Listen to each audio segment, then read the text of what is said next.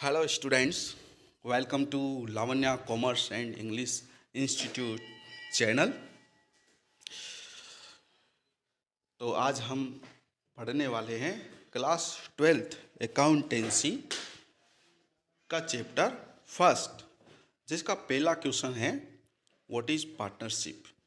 Partnership क्या होती है, राइट इट्स कैरेक्टरिस्टिक्स, और इसके हमें विशेषताएं भी बतानी है। इसका सबसे पहले हम मीनिंग एक्सप्लेन करते हैं। व्हेन टू और more persons agrees in carrying on a lawful business, जब दो और दो से ज़्यादा व्यक्ति किसी बिजनेस को चलाने में सहमत हो जाते हैं, लेकिन बिजनेस जो है वो लॉफुल होना चाहिए।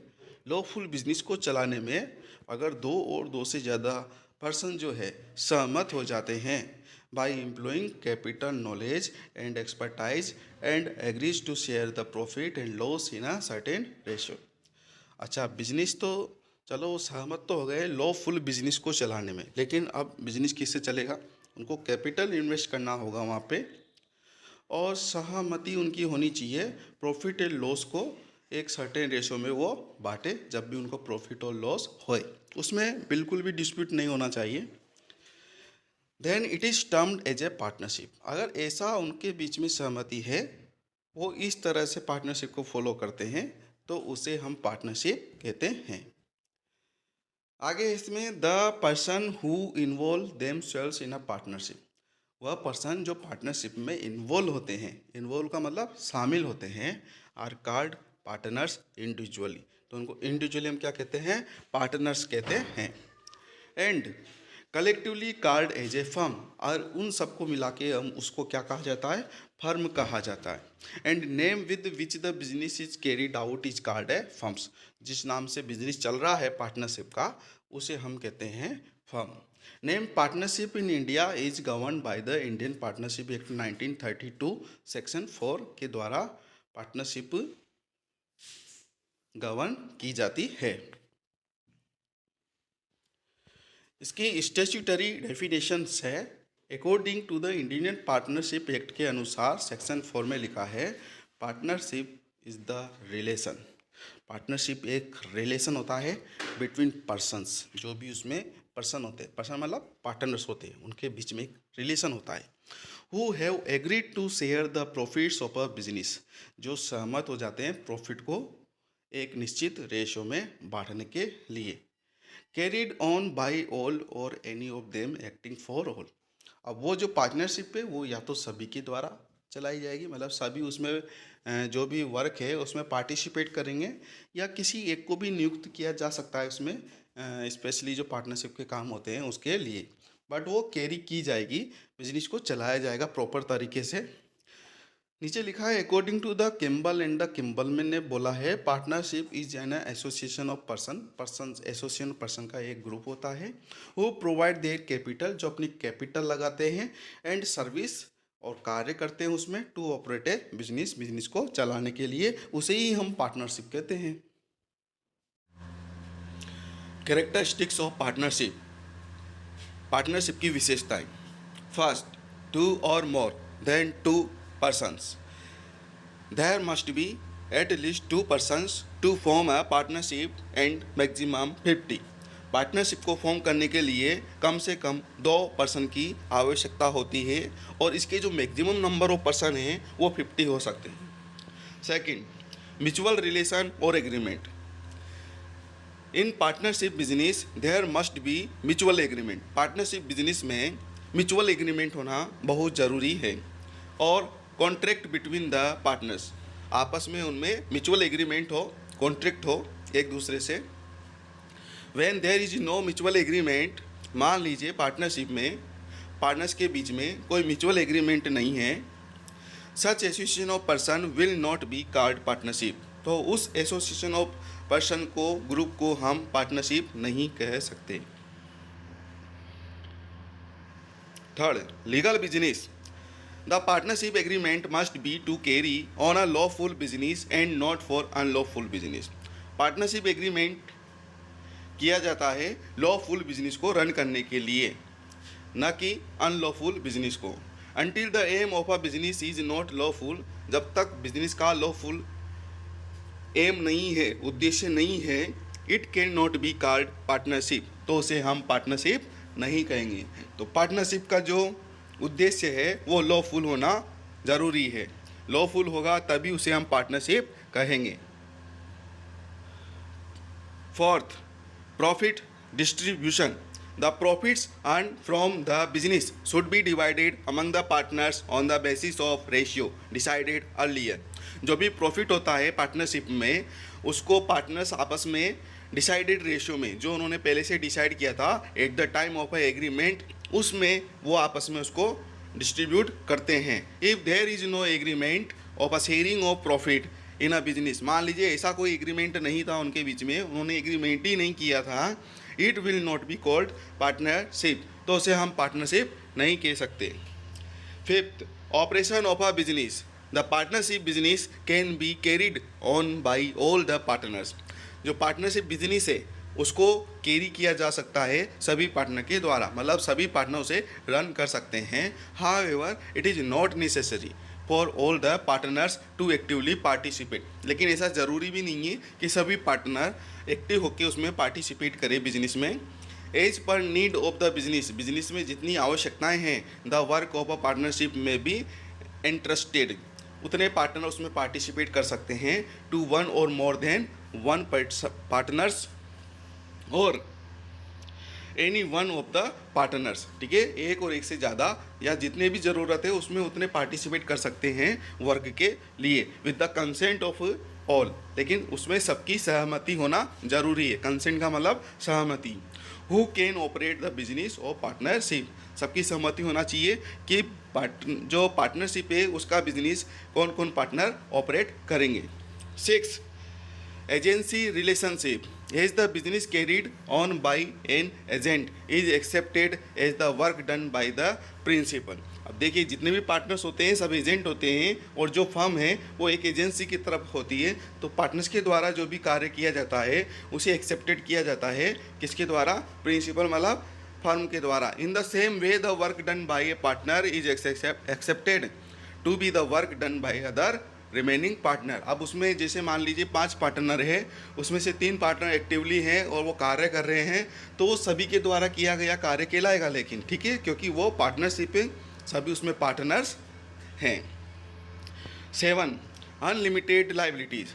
In partnership firm the liabilities of a partners is unlimited. Partnership में पार्टनर्स की जो लाइबिलिटी होती है वो अनलिमिटेड होती है, असीमित होती है। If the firm is unable to its liabilities due to shortage of its assets, मान लीजिए if the firm is unable, मान लीजिए अगर फर्म अनेबल है to its liabilities due to shortage of its assets, ठीक है ना, अपनी लाइबिलिटी को पूरा पे करने में असमर्थ है फर्म, ठीक है, असेट्स पूरी असेट्स बेचने के बाद भी, then for meeting firm's liabilities, तो फर्म की लाइबिलिटीज़ को पूरा करने के लिए the personal assets of the partners can be utilise, तो पार्टनर्स की जो पर्सनल असेट है उसको भी यूज किया जा सकता है लाइबिलिटी को पे करने के लिए। इसीलिए कहा जाता है कि पार्टनरशिप की जो लाइबिलिटी होती है वो अनलिमिटेड होती है। अनलिमिटेड का मतलब पार्टनर्स को अपनी खुद की पर्सनल जो असेट है उसको भी सेल करके उसकी जो पार्टनरशिप की जो लाइबिलिटी है उसको पे करना होगा। 8, utmost good faith. Each and every partner should act honestly and fairly in the conduct of a business. प्रत्येक पार्टनर्स को बिजनेस में ऑनेस्टली और फेयरली वर्क करना चाहिए। Partners must have a faith in each for remaining the business smoothly, और partners में आपस में फेथ हो, एक दूसरे पर विश्वास हो, बिजनेस को अच्छे तरीके से चलाने के लिए। Registration of a firm. Registration of a partnership firm is not compulsory under the act. Act के अनुसार फर्म का रजिस्ट्रेशन कंपलसरी नहीं है। The registration of a partnership can be done at the time of existence of firm और can be done any time after the commencement of business.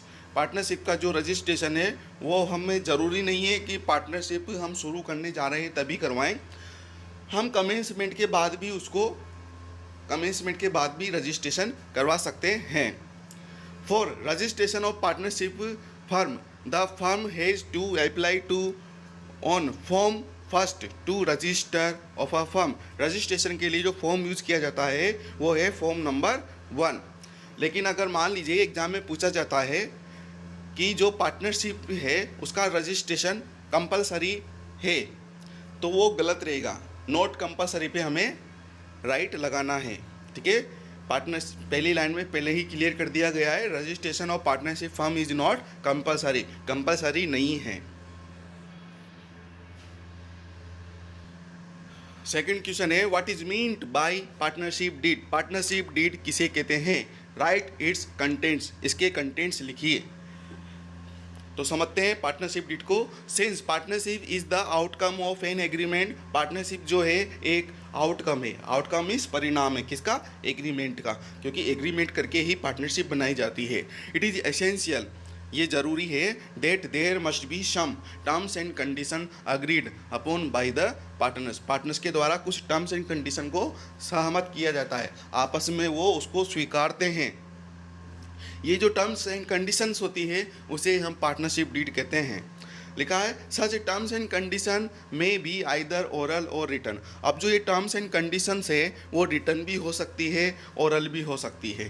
The law does not make it compulsory to have a written agreement. Law में ऐसा compulsory नहीं किया गया है कि जो agreement है वो रिटन में ही होना चाहिए या ओरल में होना चाहिए, दोनों में से किसी में भी हो सकता है। However, in order to avoid all the misunderstandings and dispute, लेकिन पार्टनरशिप में मिसअंडरस्टैंडिंग और डिस्प्यूट को अवॉइड करने के लिए it is always the best course to have a written agreement duly signed and registered under the act. लेकिन dispute को avoid करने के लिए जो एग्रीमेंट है वो रिटन में होना चाहिए और ड्यूली साइंड होना चाहिए, रजिस्टर होना चाहिए under the partnership act. Such a written document which contain the terms of a agreement is called a partnership deed। अब जो ये रिटर्न डॉक्यूमेंट है जिसमें इसमें जो टर्म्स एंड कंडीशंस है, ठीक है, उसे हम क्या कहेंगे? पार्टनरशिप डीड कहेंगे। It is also called articles of partnership, इसे आर्टिकल्स ऑफ पार्टनरशिप भी कहते हैं। Partnership deed is a written document. जो पार्टनरशिप है वो एक रिटर्न डॉक्यूमेंट है। इट इज़ नॉट कंपलसरी, लेकिन ये कंपलसरी नहीं है, रिटर्न भी करवा सकते हैं, ओरल भी हो सकता है। Partnership deed is the backbone of a formation of a partnership business. ये बैकबोन होती है, ठीक है। पार्टनरशिप जो डीड होती है वो क्या होती है? बैकबोन होती है किसका? Formation of a partnership business को फॉर्म करने के लिए। It states the rights, duties and the powers of the partners and help in resolving internal conflict। इस पार्टनरशिप डीड में पार्टनर्स के क्या होते हैं? राइट्स, ड्यूटीज़ और उनके पावर्स इसमें पहले से मेंशन होते हैं, जो भी इनके द्वारा डिसाइड किया जाता है, ताकि उसमें इंटरनली कोई कन्फ्लिक्ट ना हो, कोई उनमें आपस में भेदभाव, द्वेष, लड़ाई झगड़े ना हो। The partnership deed should contain the following points. अब पार्टनरशिप डीड में कुछ पॉइंट हैं, कंटेंट्स हैं, उसे हम समझते हैं। Main contents of partnership deed.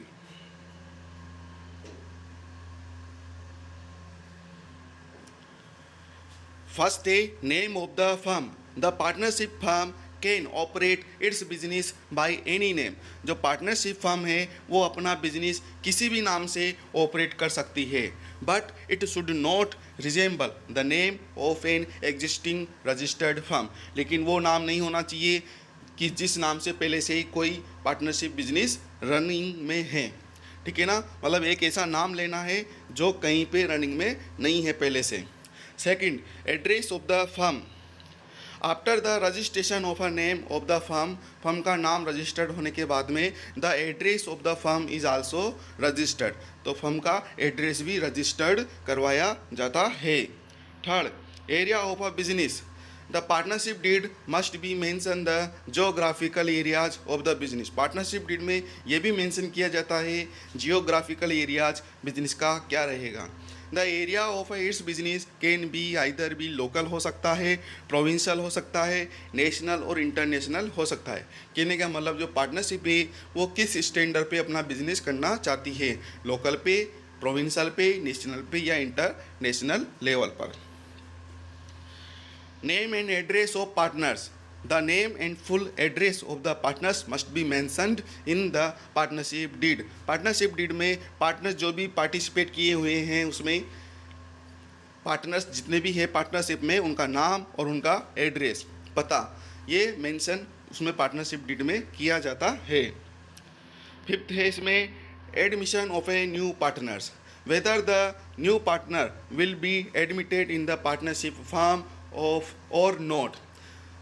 Partnership deed में ये भी मेंशन किया जाता है कि जो नया पार्टनर है उसको एडमिट किया जाएगा या नहीं किया जाएगा। If there is a provision to admit a new partner, मान लीजिए ऐसा कोई प्रोविज़न बनाया गया है जिसमें लिखा है कि नए पार्टनर को एडमिट किया जाएगा इन द फर्म में, then what will be the terms and conditions for the new partner must be clear. तो उसके नए पार्टनर के लिए क्या टर्म्स एंड कंडीशन होगी वो क्लियर होना चाहिए, उसको इसमें पार्टनरशिप डीड में क्लियर किया जाता है। Capital of partners. It must be decided that how much capital will be contributed by each partner and what will be the total capital of the firm.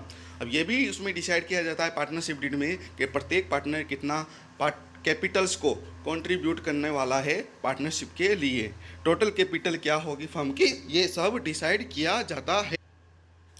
Nature of business of the firm. The nature of business must be decided by the partners prior to commence of business. Business को शुरू करने से पहले उसका nature क्या रहेगा business का ये डिसाइड कर लेना चाहिए पार्टनरशिप डीड में। Period of firm. The period must be decided that how long the business will be run by the partners के द्वारा कितने समय तक बिजनेस को रन किया जाएगा इसे भी क्लियर किया जाता है पार्टनरशिप डीड में। वही जो पार्टनरशिप बनाई गई है वो कितने लंबे समय तक के लिए बनाई गई है, 5 साल के लिए, 10 साल के लिए, ये मेंशन उसमें किया जाता है पार्टनरशिप डीड में। Interest on capital. Whether interest on capital will be paid or not. भाई पार्टनर्स को इंटरेस्ट ऑन कैपिटल दिया जाएगा या नहीं दिया जाएगा, and if it is allowed what will be the rate of interest. अगर ये ऐसा अलाउ किया गया है तो कितना % इंटरेस्ट ऑन कैपिटल पे किया जाएगा। सेम लाइक दिस, इसी की तरह drawing and interest and drawing है। भाई कोई पार्टनर्स बिजनेस से ज़रूरत पड़ने पर कुछ पैसा या गुड्स को विड्रॉ कर सकता है कि नहीं कर सकता है, कर सकता है तो उसको उस पर कितना इंटरेस्ट देना पड़ेगा फर्म को, ये उसमें पार्टनरशिप डीड में क्लियर होता है। लिखा है इसमें rule regarding the drawing of amount by partners must be specifically defined in a partnership deed में डिफाइन किया जाता है। Whether the will be entitled of a drawings or not. जो पार्टनर्स है वो ड्रॉइंग कर सकते हैं कि नहीं कर सकता है, मतलब पैसा विड्रॉ कर सकते हैं कि नहीं कर सकते हैं ज़रूरत पड़ने पे अपने पर्सनल यूज के लिए। इफ़ दे आर एंटाइटल्ड, अगर मान लीजिए ऐसा प्रावधान है, whether the interest on drawings will be charge और नॉट। फिर ये क्लियर होना चाहिए कि जब कोई पार्टनर है अपने पर्सनल यूज के लिए कुछ केस विड्रॉ कर रहा है तो उसमें इंटरेस्ट ऑन ड्रॉइंग जो है वो चार्ज किया जाएगा या नहीं किया जाएगा। ठीक है, इफ़ इट इज़ चार्ज, अगर मान लीजिए चार्ज किया जाता है ऐसा प्रावधान है, then what will be the rate of interest, तो रेट क्या होगी उसकी ये भी क्लियर करना चाहिए। ये सारी बातें क्लियर होती है पार्टनरशिप डीड में ताकि पार्टनर्स में आपस में इंटरनली क्या ना हो, डिस्प्यूट ना हो।